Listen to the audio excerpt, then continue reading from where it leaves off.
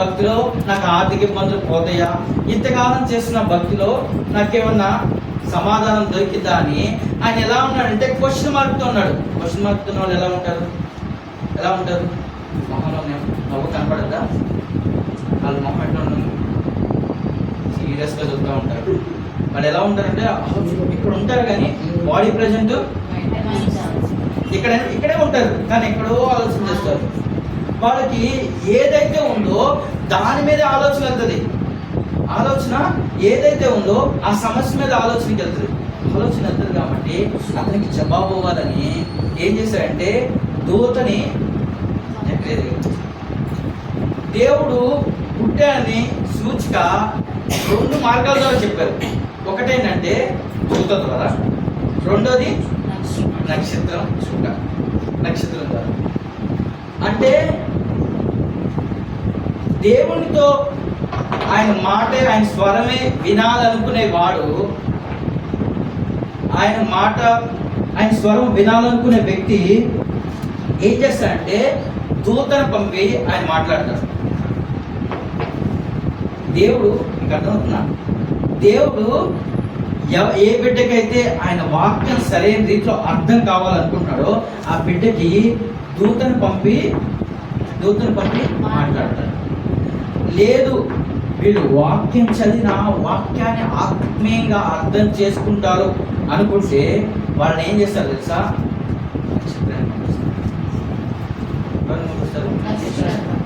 జ్ఞానులు నక్షత్రం చూస్తే తెలుసుకుంటారు, కానీ గొర్రెల కాపులు ఎవరు? వాళ్ళకి దూత చెప్తేనే. అయితే ఇక్కడ కూడా జకర్యా గారు కూడా క్రమం చొప్పున వెళ్తానే ఉన్నాడు, క్రమం చొప్పున నడుచుకుంటానే ఉన్నాడు. దేవుణ్ణి ఆరాధన చేస్తున్నాడు, దేవునికి ధూపం వేస్తూ ఉన్నాడు, దేవునితో ప్రతిదినము గడుపుతా ఉన్నాడు. వాళ్ళ జీవితం ఏంటంటే కొదువు ఉంది, పిల్లలు లేరు. వాళ్ళ జీవితంలో కొదువు ఉంది, పిల్లలు లేని వాళ్ళ పరిస్థితి సమాజంలో ఎంత కఠినంగా ఉంటుంది, ఎంత బాధ ఉంటుంది వాళ్ళకి. పైకి అలంకరించుకున్న, పైకి అందంగా ఉన్న వాళ్ళలో ఏదో తెలియని బాధ, ఏదో తెలియని వేదన. భార్య బిడ్డలతో నడుచుకుంటూ వెళ్తున్నా, ఇక్కడ వెళ్తున్నా, ఆ పిల్లలు లేరనే సమస్య వాళ్ళని ఏం చేస్తుందంటే బాగా కనిపిస్తూ ఉంటుంది. పిల్లలు లేని వాళ్ళు ఎవరన్నా ఉంటే వాళ్ళ దగ్గరికి వెళ్ళి అడిగితే వాళ్ళు చెప్తారు. వాళ్ళు తీసుకునే నిర్ణయాలు కూడా భయంకరమైన నిర్ణయాలు తీసుకుంటారు. మా వైఫ్ వాళ్ళు సిస్టర్ ఒక పిల్లలు వాళ్ళు తీసుకునే నిర్ణయాలు ఏంటంటే టాబ్లెట్లు వాడేస్తూ ఉన్నారు, ఇష్టం వచ్చినట్టు కొత్త వాళ్ళే అనుకుంటున్నారు, ఏదేదో చేద్దాం అనుకున్నారు. కానీ దేవుడు ఏ టైంలో ఏమవ్వాలో ఆయన ఖచ్చితంగా ఇస్తాడు. ఏ టైంలో నేను గణపరచాలో, ఏ టైంలో నేను మహింపరచాలో, ఏ టైంలో నేను గణపరిచి ఆయన నామాన్ని మహింపరచుకోవాలో ఆ టైంలో చేస్తాడు. హల్లెలూయా, హల్లెలూయా. అయితే జకర్యా గారి జీవితంలో కూడా ఆయన జీవితంలో ఇదే చేశాడు. ఆయన క్రమం చొప్పున వెళ్తా ఉన్నాడు. ఆయన క్రమం చొప్పున వెళ్తాడు, కానీ ఆయన చేస్తున్న పనిలో, ఆయన చేస్తున్న దాంట్లో సమాధానంగా లేడు, సంతోషంగా లేడు. అవిశ్వాస సంబంధమైన ఆలోచనలు ఆయనలో ఎక్కువ ఉంటానే ఉంది. కానీ ప్రభు దూత ఎందుకు వచ్చిందో తెలుసా? దర్శన రీతిగా మాట్లాడాలి. ప్రభు దూత వచ్చి ఆయనతో మాట్లాడితే కానీ అర్థం కాదు. తన బాధ పోవాలనుకోండి, కొంతమందికి ఇష్టమైన వాళ్ళు వచ్చి దగ్గరకు వచ్చి మాట్లాడితే కానీ బాధ.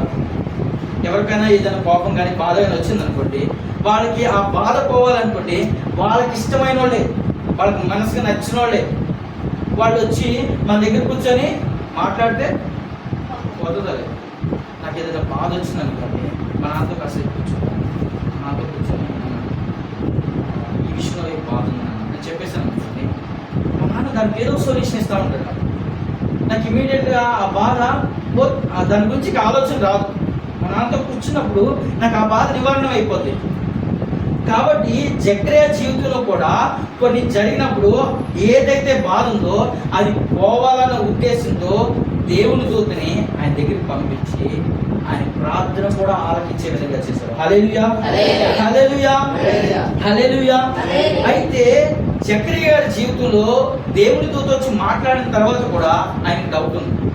కొంతమంది ఎలా ఉంటారంటే ఇష్టమైన వాళ్ళు మాట్లాడినా సరే ఆ బాధ అక్కడితో వదిలేసినట్టు వదిలేస్తారు. బయటకు వచ్చిన తర్వాత యథాస్థితి తథాస్థితి. మళ్ళీ నార్మల్ అయిపోతారు, మళ్ళీ నార్మల్ సిచ్యువేషన్కి వచ్చేస్తారు. ఆయన జీవితంలో కూడా సేమ్ అదే జరిగింది. 18 వచ్చింది.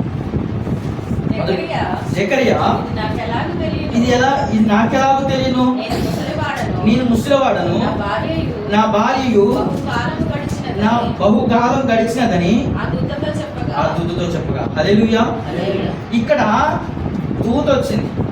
ఇక్కడ వరకు మనం ఒక క్రమం తెలుసుకున్నాం. ఆయన క్రమం చొప్పున, ఆయన తరగతి చొప్పున చర్చికి వెళ్తానే ఉన్నాడు, ఆయన చేయాల్సిన పని చేస్తానే ఉన్నాడు, ఆయన భక్తి జీవితం చేయాలనుకున్నాడు, చేస్తానే ఉన్నాడు. చేసిన తర్వాత ఆయన భక్తి జీవితంలో దూత వచ్చి చెప్పింది, ఈ ప్రార్థన దేవుడు ఆలకిస్తున్నాడు. సర్వసాధారణంగా దేవుని సన్నిధికి బలిపీఠం దగ్గరికి అంత సింపుల్గా వెళ్ళనివ్వరండి. ప్రధాన యాజకుడు మాత్రం వెళ్ళాలి. ఆ ప్రధాన యాజకుడికి వెళ్ళిన ప్లేస్కి జకరియా వెళ్ళాడు. ఆయన దగ్గరికి దూత వచ్చింది. దూత కూడా వచ్చిందంటే అర్హత ఉంది కదా. వచ్చిన దూత చెప్తున్నా కూడా తనలో ఒక డౌట్, మళ్ళీ క్వశ్చన్ మార్క్. ఏమన్నాడు? మళ్ళీ జీవితంలో క్వశ్చన్ మార్క్. ఏమంటున్నాడు? ఇది నాకు ఎలా తెలుస్తుంది? నీకు ఎలా తెలుస్తుంది అంటే వాక్యం ద్వారానే తెలుసుకోవాలి. ఆయన ఇన్ని సంవత్సరాలు ఆయన పరిచయం చేస్తా, ఇన్ని సంవత్సరాలు భక్తి జీవితంలో జీవిస్తా, ఆయన తెలియలేదంటారా? పిల్లలు ఇచ్చేవాడు ఆయన కాదని తెలియలేదంటారా? పిల్లలు లేదని బాగా కుమిలిపోయిన వ్యక్తి ఒక ఆయన ఉన్నాడు. ఎవరైనా? అబ్రహాం గురించి తెలియదంటారా?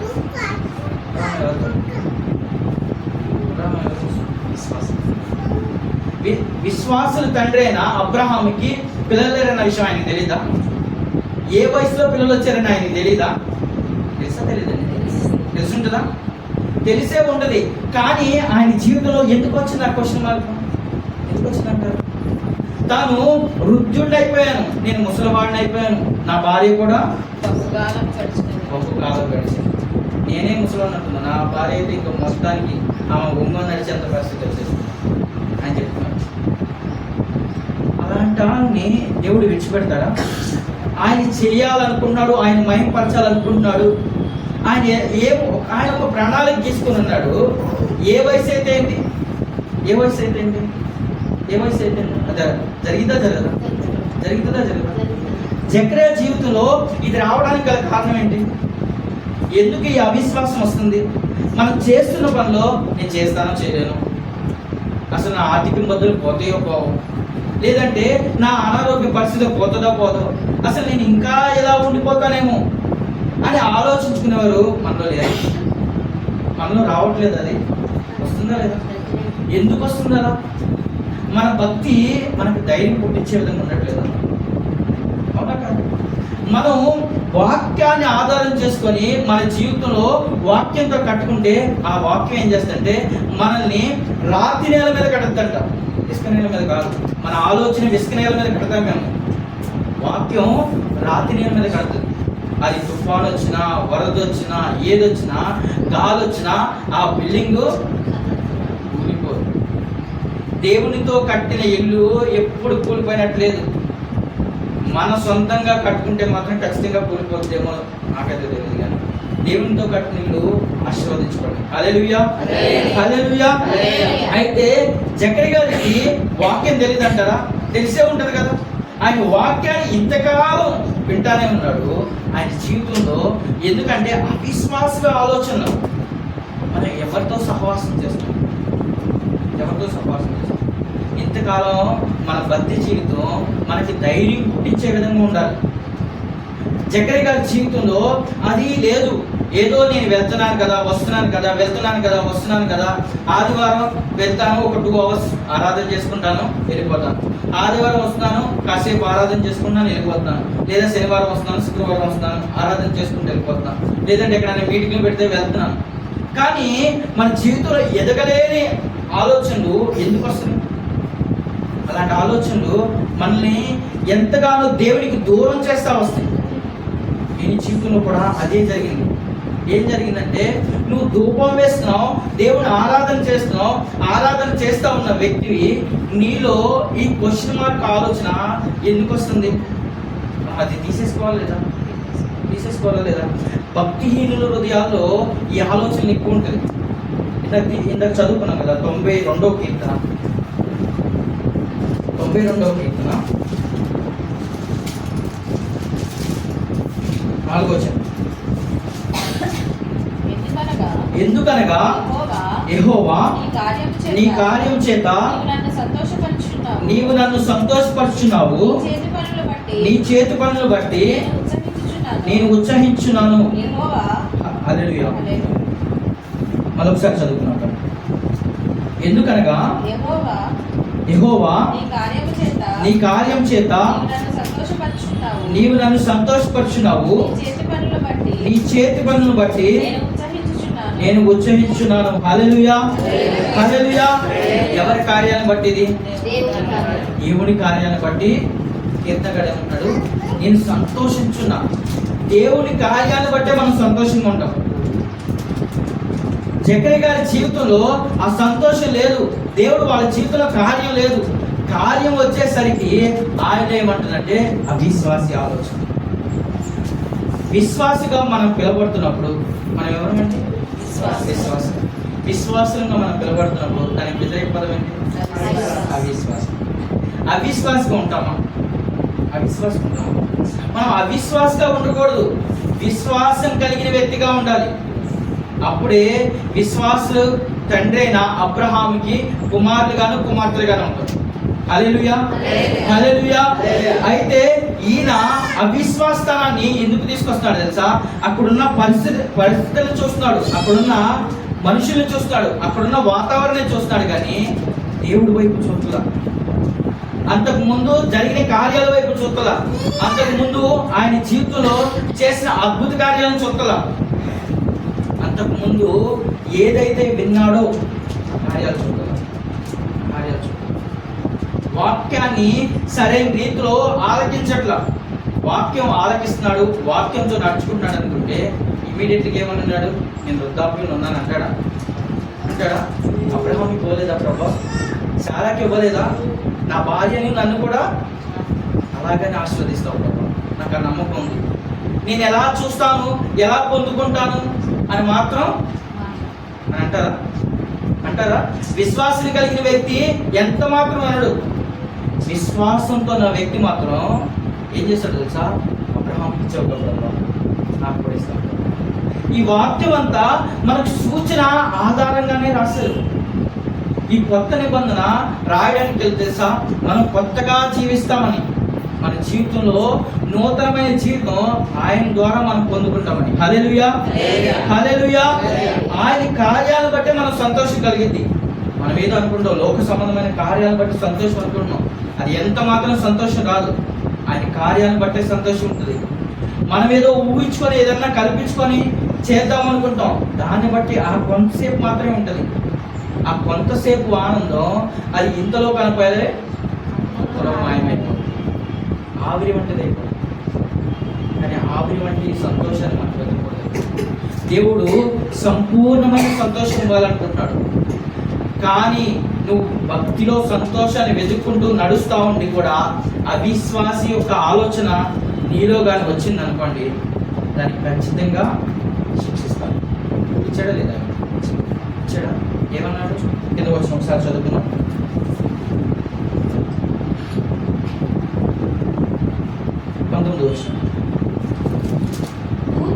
దూత నేను దేవుని సముఖమందు నిలుచు గాబ్రియేలు దూతని నీతో మాట్లాడుటకును ఈ సువార్తమానమును నీకు తెలుపుటకును పంపబడితిని.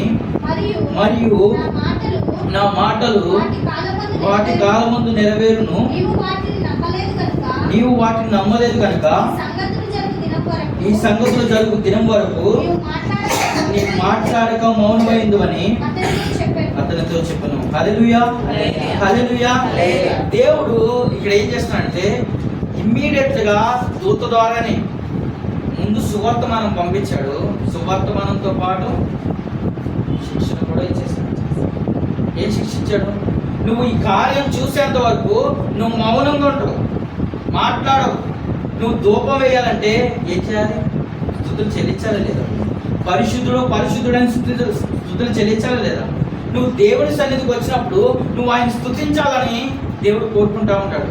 నువ్వు కానీ కోరుకున్నప్పుడు ఆయన కోరిక నెరవేర్చుకోకుండా నువ్వు ఉన్నావు అనుకోండి, దేవుడు ఎంత మాత్రం సహించే దేవుడు కాదు. నువ్వు ఆ కార్యం చూసేంత వరకు మౌనం ఉంచేస్తాడు. ఆ కార్యం చూసేంత వరకు నీ జీవితంలో ఏది కార్యం చేయడు, ఏ కార్యం చేయడు. నువ్వు అదే విశ్వాసగా ఉండి నువ్వు అబ్రహాము జీవితంలో చేసావు ప్రభా, అబ్రహాము శారా జీవితంలో, మా పితరుల జీవితంలో చాలా గొప్ప కార్యం చేసావు, నేను వాక్యం ద్వారా విన్నాను, ఆలకించాను కాబట్టి ఆ వాక్యాన్ని పట్టుకొని వెళ్తున్నాను. దూత చెప్పినట్లుగానే ఆ రోజు మీరు వచ్చి మాట్లాడినప్పుడు అబ్రహాం ఏ విధంగా స్వీకరించాడో నేను కూడా స్వీకరిస్తున్నాను ప్రభా అని అన్నట్టయితే మౌనం అయిపోయాడు. మౌనం అయిపోయాడు. ఆయనంతటికి ఆయన అయ్యాడా, దేవుడు ఇచ్చాడు? ఆయనంతటికి ఆయన దేవుడు ఇచ్చాడు.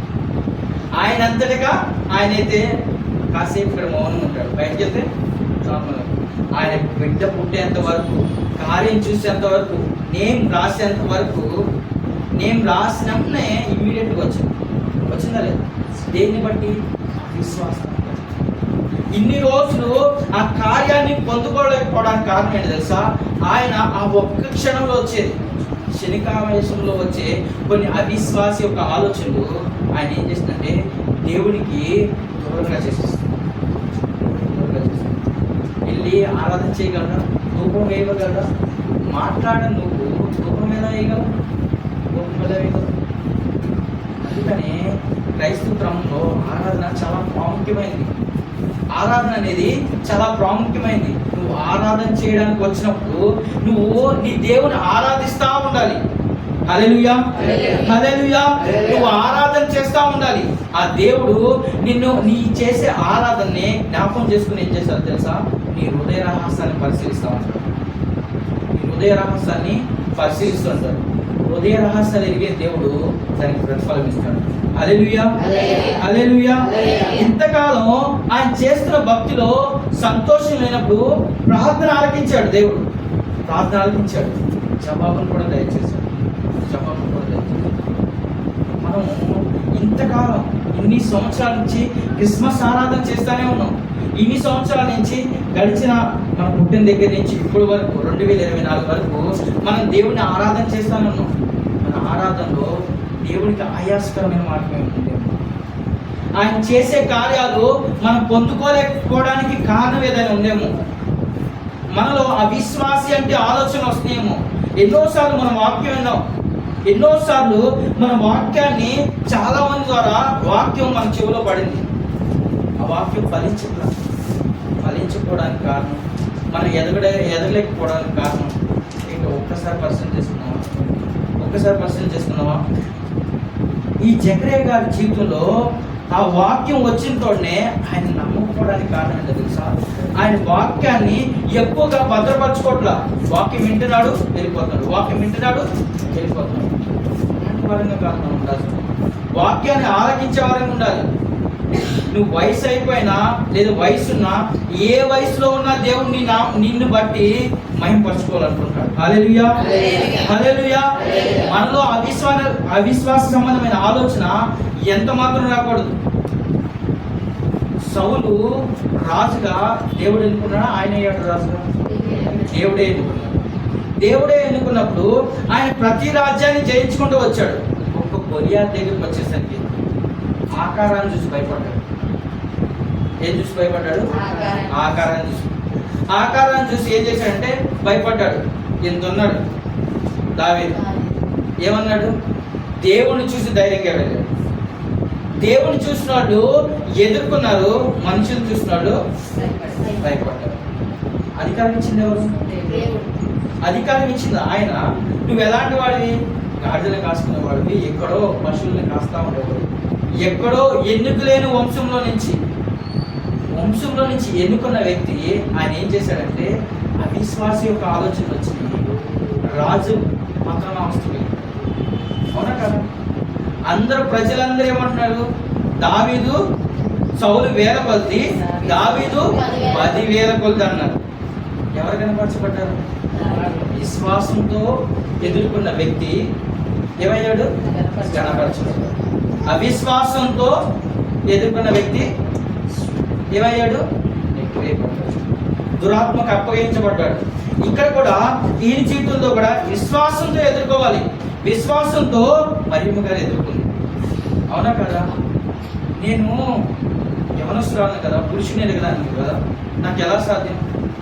అయ్యా, ఆ ప్రభువు చిత్తం అయితే నేను తీసుకుంటున్నా, ఈ దీనరాలు కటాక్షం ఆయనకి చిత్తం అయితే నేను తీసుకుంటా, స్వీకరిస్తా అని అనుకుంది. కాబట్టి ఆయనకి ఏమైందంటే యేసు ప్రభు వారికి తల్లిగా మారింది. హల్లెలూయా, హల్లెలూయా.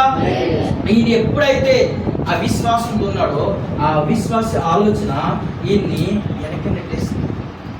ఆరాధించే ఆరాధనలో వెనక్కి వెళ్ళిపోతాము. ఇన్ని సంవత్సరాలు మన భక్తి జీవితంలో ఎలాంటి ఆరాధన చేస్తాం, ఎలాంటి భక్తి చేస్తాం?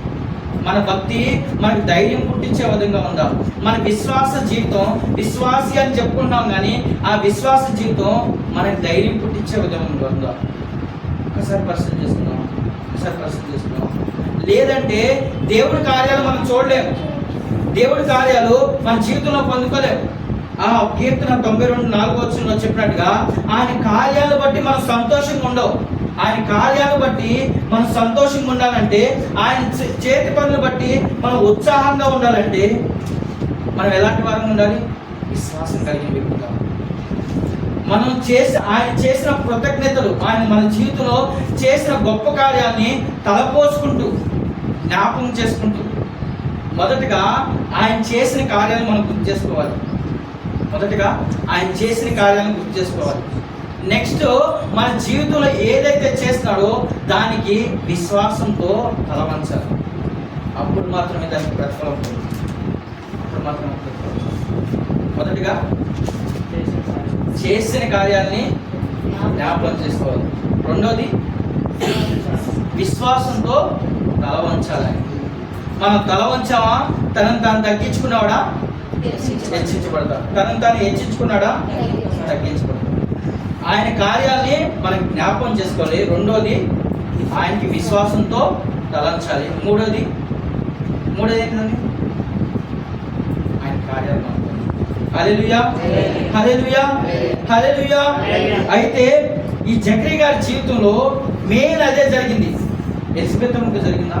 ఆ విశ్వాసంతో స్వీకరించింది. భార్య భర్త ఇద్దరు దేవుని సన్నిధికి వెళ్తున్నప్పుడు, భర్త అవిశ్వాసంతో ఉన్నప్పుడు భార్య భర్తని విశ్వాసంగా నడిపించాలి. భార్య అవిశ్వాసంతో వెళ్తున్నప్పుడు భర్త విశ్వాసంలో నడిపించాల్సి. ఇద్దరు విశ్వాసం ఏం చేస్తుందంటే ఆ కుటుంబాన్ని కట్టేది. భర్త అవిశ్వాసంకి వెళ్ళాడా? ఇలాగే భర్త భార్య ఇద్దరు విశ్వాసంకి వెళ్ళారా? దేవుడి కార్యాలు ఇద్దరు చూస్తారు. హల్లెలూయా, హల్లెలూయా. ఇది జకరియా గారికి జరిగిందా? ఎలిజబెత్ అమ్మకి జరిగిందా? జకరియా గారికి మాత్రమే జరిగింది. ఎలిజబెత్ అమ్మ నార్మల్గా మాట్లాడుతూనే ఉంది, నార్మల్గా ఏదా పనులు చేస్తానంది, ఆయన స్తుతించుకుంటా ఉంది. ఆమెకి ఇచ్చిన దానికి ఇన్ని రోజులు నా దుఃఖాన్ని సంతోషంగా మార్చాడని ఎంతగానో ఆమె సంతోషంగా ఉంటో ఆ దేవుని ఆరాధన చేసుకుంటా ఉంది. కానీ జకరియా గారు ఏమైపోయారు? ఆయనకి ఇచ్చిన సంతోషం, ఆయనకి ఇచ్చిన ఆనందం ఆయన వెల్లడి చేయలేని పరిస్థితి అయిపోయింది. ఏమన్నాడు? బెబే. ఏమన్నాడు? బెబే అయిపోయాడు. కారణం ఏంటో తెలుసా? అవిశ్వాస ఆలోచన. మన జీవితంలో అవిశ్వాస ఆలోచన రాకూడదు. మనం చేస్తున్న పనిలో అవిశ్వాస ఆలోచన రాకూడదు. ఎక్కడైతే మనం పని చేస్తున్నామో, ఎక్కడైతే మనం ఉంటున్నామో ఆ ప్లేస్లో అవిశ్వాస ఆలోచన రాకూడదు. మనం చేస్తున్న పనిలో అవిశ్వాస ఆలోచన వస్తున్నప్పుడు యేసునామములో అది వైదొలుగును గాక, యేసునామములో అది వైదొలుగును గాక. మనం అవిశ్వాస సంబంధమైన ఆలోచన రాకూడదు. మనం ఏదైనా పని చేస్తున్నా, చేతి పని అయినా, మనం చేసిన ఉద్యోగం అయినా, లేదంటే మనం ఇంట్లో చేసిన పని అయినా సరే దాంట్లో అవిశ్వాస సంబంధమైన ఆలోచన రాకూడదు. ఒక స్త్రీ ఉందంట, ఆమె నేను దేవుడిని ఆరాధన చేయాలి అనుకున్నాను. అయితే పాస్టర్ గారి దగ్గరికి వచ్చింది, అయ్యా నేను దేవుడిని ఆరాధన చేయాలనుకుంటున్నాను, ఏం చేయాలి నాకు అర్థం కావట్లేదు, అయ్యగారు చెప్పండి, ప్రార్థన చేయడం కూడా నాకు రాదు, నేను అన్నిలో నుంచి రక్షించబడ్డాను, ఏం చేయాలో చెప్పండి అంటే పాస్టర్ గారు ఇచ్చారండి సలహా. అమ్మా నువ్వేం చేస్తావు? రోజు పొద్దున్న వెళ్ళడమే, ఇల్లుని శుభ్రం చేసుకుంటావు. శుభ్రం చేసుకున్నప్పుడు ఏం చేస్తావు? చీపురు తీసుకుంటావు. చీపురుతో మొత్తం ఎక్కడెక్కడ డస్ట్ ఉందో మొత్తం తీసేస్తావు. మొత్తం తుడుస్తావా లేదా? బూజున్న ఇమీడియట్గా దులుపుతూ ఉంటుందా లేదా? అది ఏం చేస్తుంది? ఆ మొత్తం తుడుస్తూ ఉంటుంది. తుడుస్తూ ఉన్నప్పుడు పక్కన కొంచెం డస్ట్ వదిలేద్దాం అనుకుంటుందా? లేదు, మొత్తం నీట్గా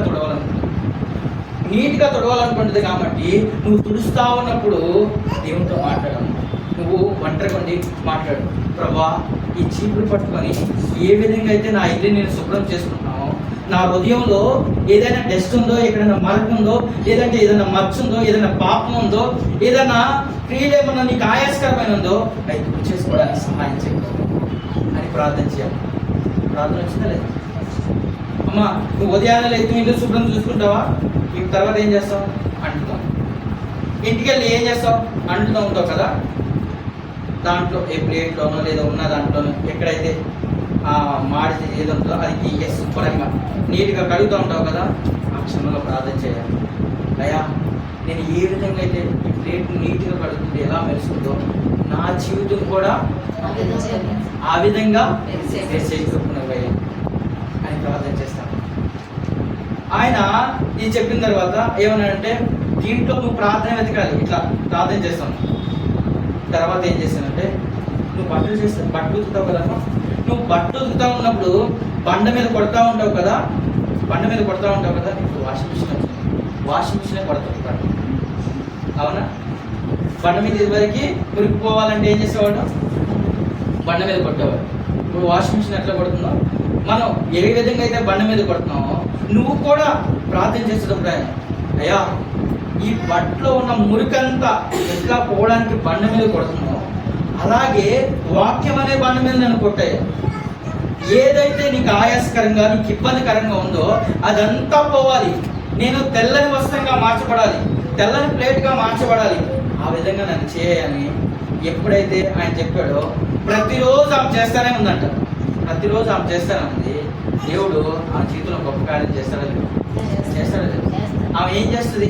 ప్రతిరోజు అది జ్ఞాపకం చేసుకున్నప్పుడు పాపం వైపు వెళ్తుందా? అవిశ్వాస సంబంధమైన ఆలోచన వస్తాయా? అనారోగ్యమైన ఆలోచన వస్తాయా? దేవునికి ఆయాస్కరమైన మార్గం వస్తుందా? ఏది రాదు.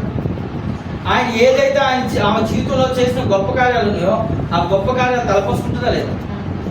దేవుడు ఆమె జీవితంలో రోజు ఏదో ఒక అద్భుతం చేయాలనుకుంటాడా లేదా? అవునా? మనం చేసే పనిలో యజమాని చూస్తున్నప్పుడు బిడ్డ కల్లా కప్పడం లేకుండా చేస్తున్నాడు కాబట్టి మనం ఎంత అయితే ఇస్తున్నామో అంతే ఇచ్చి వదిలేస్తాడా? కొంచెం ఇస్తాడా? ఒక 100 రూపాయలు ఇచ్చి టిఫిన్ చేయో, కాఫీ తాగు, లేదంటే ఎక్కడికైనా వెళ్ళేటప్పుడు ఛార్జీలు ముందు అంటాడా? మన పరమ తండ్రి అయిన యేసుక్రీస్తు వారు కూడా మనకి ఇచ్చే ప్రతిఫలంలో కూడా, మనం చేసే పనిలో కూడా, మనం చూపించే విశ్వాసంలో కూడా, మనం చూపించే భక్తి జీవితంలో కూడా ఆయన ఏం చేస్తాడు తెలుసా? దానికి ప్రతిఫలం రెట్టింపు చేస్తాడు. హల్లెలూయా, హల్లెలూయా. అవిశ్వాస సంబంధమైన ఆలోచనలు వచ్చినాయా? మౌనం ఉంచేస్తాడు. నిన్ను ఆరాధన చేసుకునేవాడు, నిన్ను ఆయనతో గణపరుచుకునేవాడు నిన్ను మౌనంగా ఎక్కడున్న వాళ్ళు అక్కడే ఉంచేటట్టు చేస్తాడు. ఇంకా ఎదగపోవడానికి, ఇంకా నీ జీవితంలో గొప్ప కార్యాలు నీ జీవితంలో చూడకపోవడానికి కారణం ఏంటో తెలుసా? నువ్వు ఆయన చేతి పనులు నువ్వు సరిగ్గా జ్ఞాపకం చేసుకో. ఆయన చేతి పనులు నువ్వు విశ్వాసంతో స్వీకరించకపోవడం, ఆయన కార్యాలు నువ్వు విశ్వాసంతో స్వీకరించకపోవడం. ఈ మధ్యాహ్న కాల సమయంలో మనం అలాంటి వారిని ఉండకూడదు. దేవుడు జకర్యా గారి ద్వారా మనతో మాట్లాడుతున్నారు. ఆయన కార్యాలని మనం జ్ఞాపకం చేసుకోవాలి. అదే ఆయన జ్ఞాపకం చేసుకున్నట్టయితే పై వచనం నుంచి మనం చదువుకున్నాం, ఆ వచనాలను చదువుకున్నాం. అదే అబ్రహాం గారిని జ్ఞాపకం చేసుకున్నట్టయితే ఆయన ఇమీడియట్గా ఏమనేవాడు? విశ్వాసుల తండ్రి అయిన అబ్రహాంకి కుమార్తెని ఇచ్చావు కదా ప్రభా, నాకు ఇస్తావు, నాకు ఆ నమ్మకం ఉంది. నేను ముసలివాడిని కాదు, నువ్వు గణపరచుకోవాలనుకున్నావు కాబట్టి నేను గణపరచుకోవాలి అని అంటే ఆయన జీవితంలో ఇంకొంత గొప్ప కార్యాలు దేవుడు చేసేవాడు. అట్టి కృప దేవుడు మనందరికీ దయచేయను గాక. ఆమేన్. విన్న వాక్యాన్ని బట్టి ప్రార్థన చేసుకున్నాం.